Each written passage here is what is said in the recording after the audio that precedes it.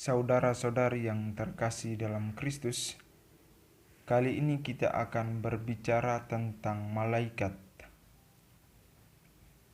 Ada beberapa poin yang akan saya sampaikan berkaitan dengan tema malaikat pada kesempatan ini.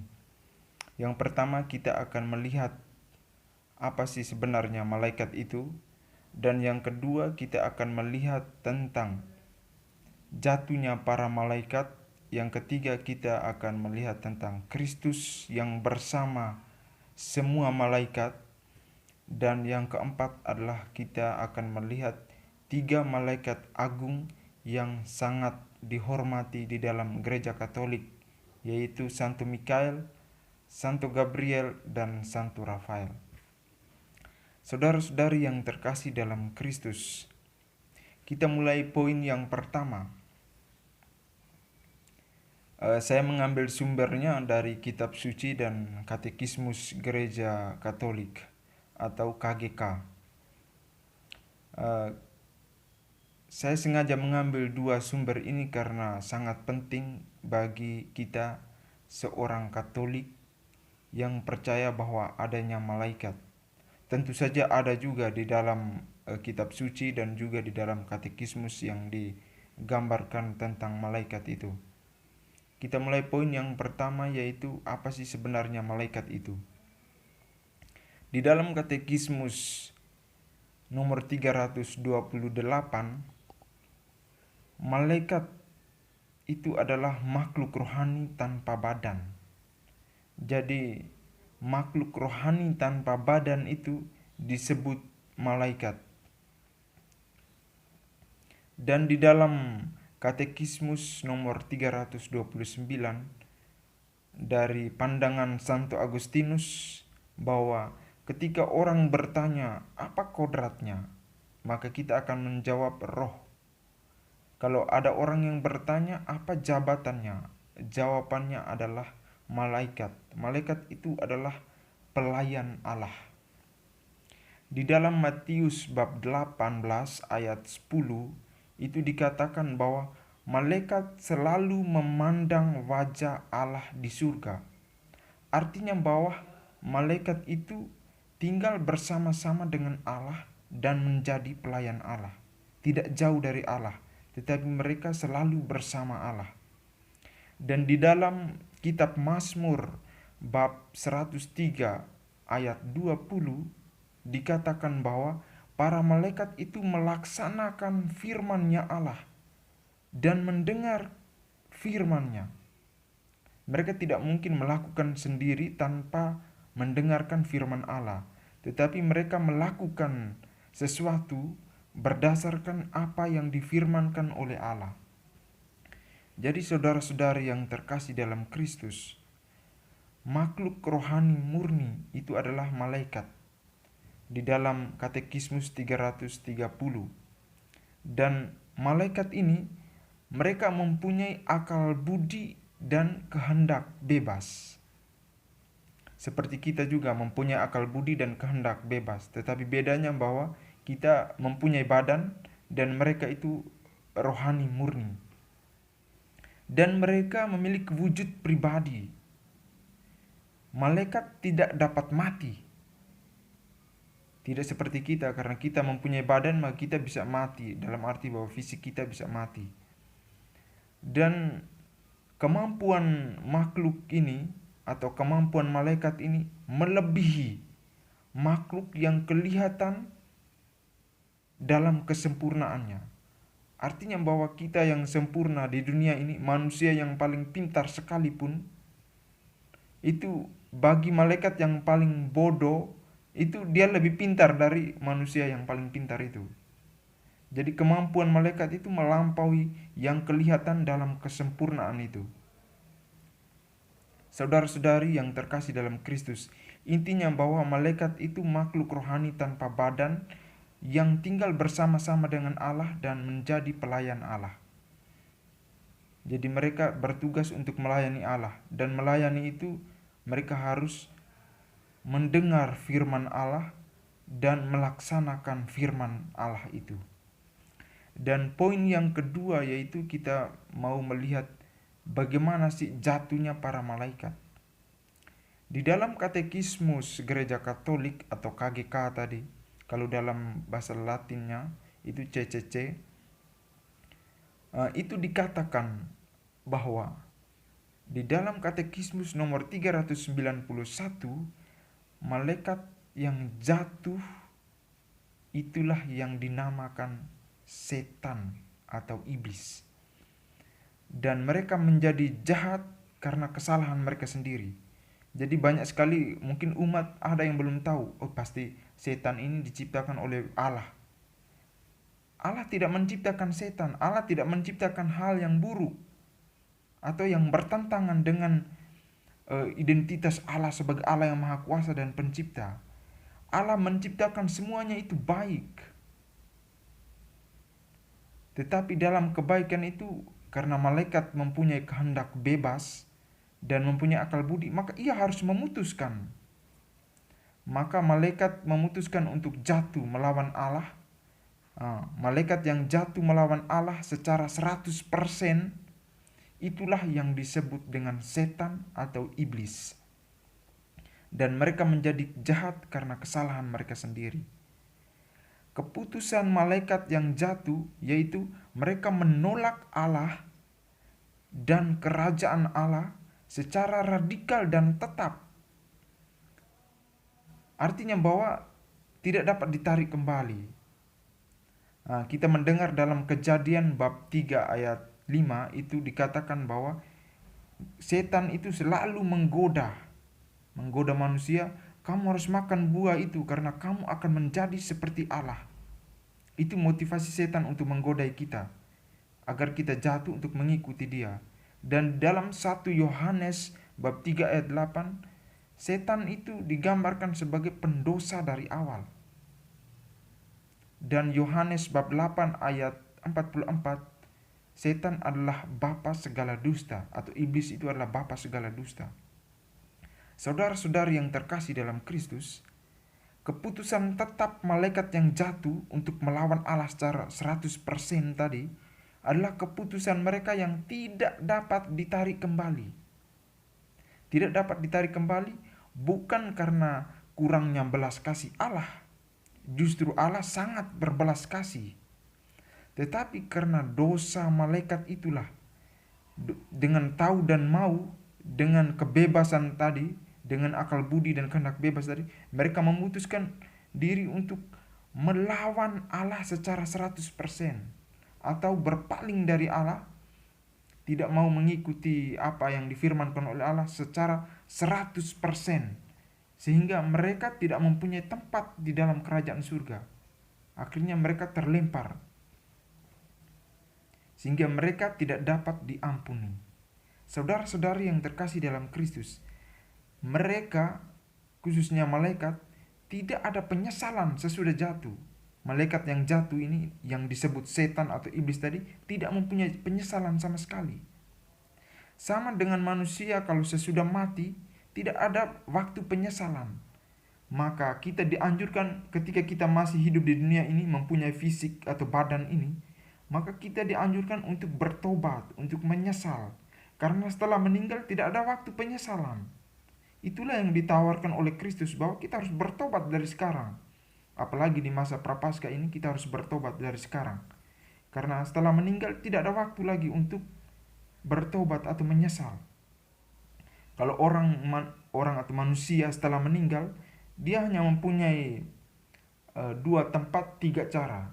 Artinya bahwa 2 tempat itu kalau dia sangat kudus dan suci sama sekali, langsung masuk di surga.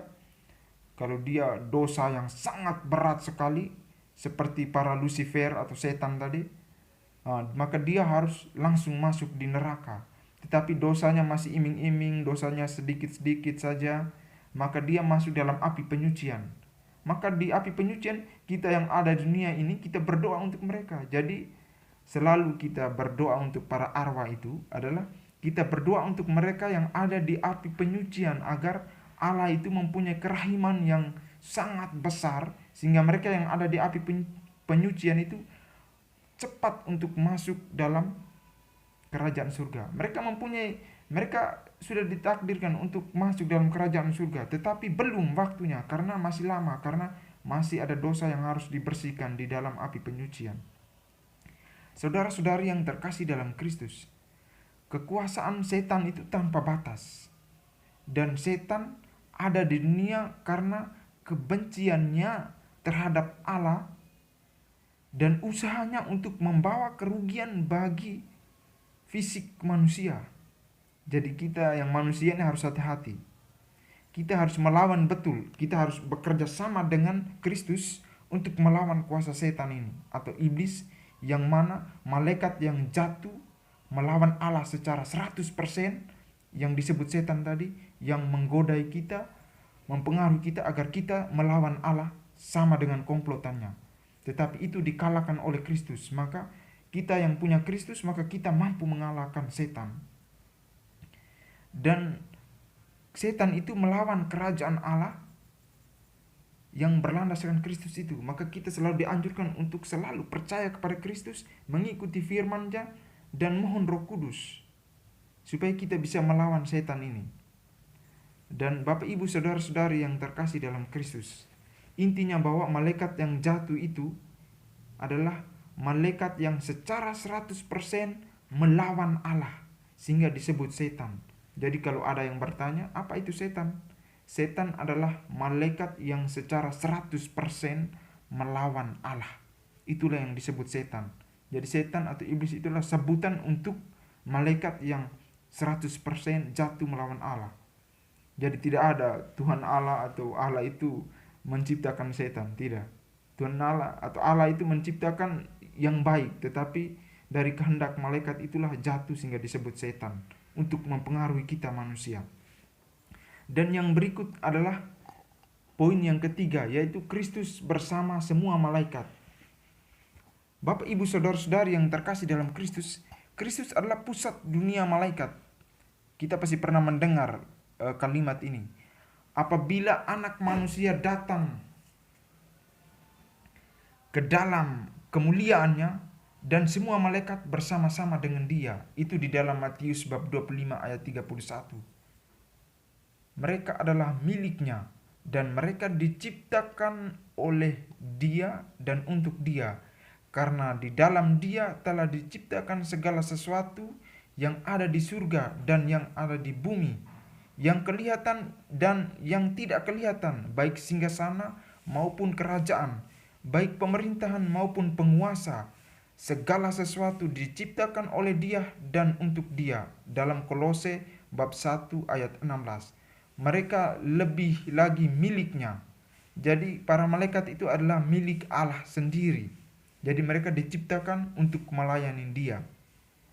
Dan yang kedua, malaikat itu ada sejak penciptaan dunia ini. Dan sepanjang sejarah keselamatan, mereka mengabarkan keselamatan dari jauh dan dari dekat, dan bekerja melayani rencana ilahi Allah untuk melaksanakan keselamatan itu. Saudara-saudari yang terkasih dalam Kristus, kita pasti pernah mendengar kisah-kisah yang berkaitan dengan malaikat yang melindungi Lot dan meluputkan Hagar dan anaknya dan lain sebagainya. Ketika Abraham itu mau menyembeli anaknya, malaikat datang. Itulah cara Allah untuk mengutus malaikatnya untuk menyampaikan sesuatu yang baik kepada manusia. Dan waktu kelahiran itu juga malaikat juga hadir di situ untuk memberikan kabar baik. Saudara-saudari yang terkasih dalam Kristus, malaikat bertugas untuk melayani Allah. Mulai dari penjelmaannya Yesus menjadi manusia atau firman Allah menjadi manusia itu, dan sampai pada Yesus naik ke surga, malaikat itu melayani Yesus Kristus. Ketika Allah membawa anaknya yang sulung ke dunia, ia berkata, semua malaikat harus menyembah dia. Kita bisa melihat dalam Ibrani bab 1 ayat 16. Dan lagu pujian waktu Kristus dilahirkan dalam kemuliaan bagi Allah, Lukas bab 2 ayat 14. Dan bergema terus dalam lagu pujian gereja. Mereka melindungi Yesus dalam usia kanak-kanak melayani lagu pujian, mereka melindungi Yesus dalam usia kanak-kanak dan melayani dia ketika dia di padang gurun saat digoda oleh setan. Bayangkan malaikat datang untuk mengatakan kepada Yosef bahwa engkau harus ambil Maria. Itu adalah cara Allah untuk menyampaikan pesan lewat malaikat. Malaikat datang kepada Maria. Itu juga cara Allah supaya menyampaikan pesan kepada Maria untuk menerima kabar gembira itu. Saudara-saudari yang terkasih dalam Kristus, intinya bahwa Kristus itu bersama dengan semua malaikat. Dan poin yang ketiga yaitu kita berbicara tentang 3 malaikat agung yang sangat dihormati oleh gereja Katolik. Poin yang pertama itu Santo Mikael. Santo Mikael itu adalah panglima bala tentara surgawi. Ada sebuah kisah bahwa Lucifer itu pada awalnya adalah malaikat yang sangat melayani Allah, tetapi ia memutuskan untuk menolak, untuk melawan Allah secara 100%.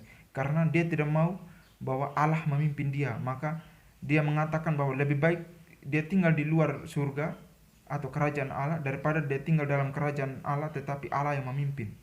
Maka dia mau merebut kekuasaan itu, menyamakan diri sama dengan Allah, maka ia harus berhadapan dengan Santo Mikael. Maka Santo Mikael mengalahkan Lucifer. Lucifer itu dia mempunyai anggota-anggotanya sangat banyak dalam bentuk legion.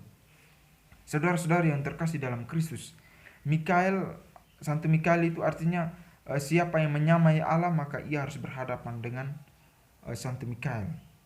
Dan kita sudah mendengar kisah tadi di dalam Daniel bab 10 itu, di mana Santo Mikael menenangkan hati Daniel. Dan di dalam Daniel bab 12, Santo Mikael atau malaikat Mikael ini menjadi pemimpin besar yang mendampingi anak-anak pilihan Tuhan. Dan Yudas bab 9, Santo Mikael digambarkan melawan iblis. Saudara-saudari yang terkasih dalam Kristus, di dalam Wahyu bab 12, di mana Santo Mikael bertempur melawan iblis atau godaan setan. Dan malaikat yang kedua adalah Santo Gabriel. Malaikat Santo Gabriel adalah Tuhan kemenanganku, artinya.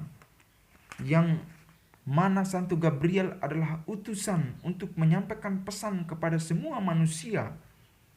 Daniel bab 8 ayat 16 dilanjutkan 9 ayat 21, di mana digambarkan penglihatan Daniel. Malaikat Santo Gabriel datang ke dunia untuk menyampaikan penglihatan-penglihatan itu. Dan di dalam Lukas seperti yang sudah digambarkan tadi, bahwa malaikat Gabriel datang untuk menyampaikan berita kelahiran Santo Yohanes Pembaptis. Dan ia juga menyampaikan berita kabar sukacita kepada Maria bahwa Maria akan mengandung dan melahirkan seorang laki-laki yang akan dinamakan Immanuel, Allah beserta kita, dan Yesus yang artinya Tuhan penyelamatku. Saudara-saudari yang terkasih dalam Kristus, Gabriel telah menyampaikan kabar agar keselamatan itu bisa sampai melalui Bunda Maria yang mengandung putra Allah yang akan menyelamatkan kita. Dan malaikat agung yang ketiga adalah Santo Rafael. Santo Rafael adalah Tuhan menyembuhkan.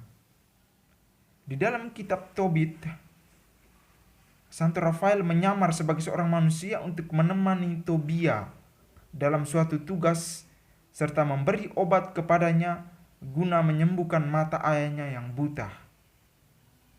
Itulah cara Allah untuk menyampaikan pesan atau keselamatan lewat 3 malaikat agungnya ini.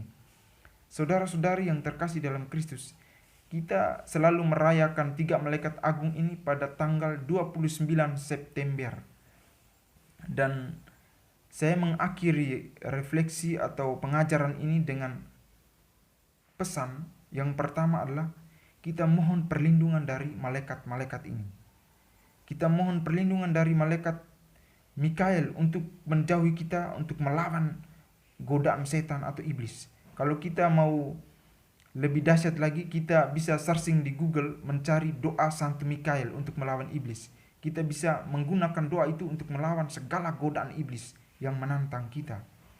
Kalau kita mau membuat keputusan atau supaya otak kita menjadi cerah, tidak blank dan lain sebagainya dalam kebimbangan kita, maka kita mohon pada Santo Gabriel untuk memberi pencerahan, pengarahan, penjelasan kepada kita tentang misteri Allah ini, atau tentang apa yang terjadi, sehingga Allah selalu menuntun kita lewat perlindungan para malaikat, khususnya Santo Gabriel.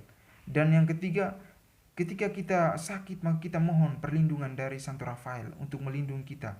Kita mohon pada Allah untuk mengutus malaikat-malaikatnya ini untuk melindungi kita sesuai dengan perannya masing-masing.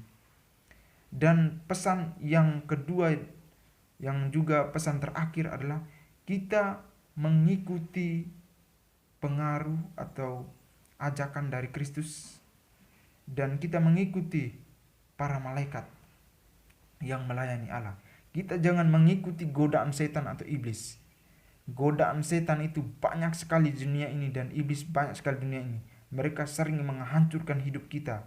Maka di akhir pengajaran ini saya mengajak kita semua untuk kita mengikuti Kristus. Jangan mengikuti godaan setan atau iblis. Banyak sekali godaan setan atau iblis di dunia ini yang mempengaruhi hidup kita, sehingga membuat kita buta akan Allah. Kita tidak mengikuti kerajaan Kristus atau tidak masuk dalam kerajaan Kristus. Itulah seperti yang sudah saya katakan awal tadi, bahwa kalau kita mengikuti setan, maka setan berhasil untuk menggodai kita. Karena motivasi setan adalah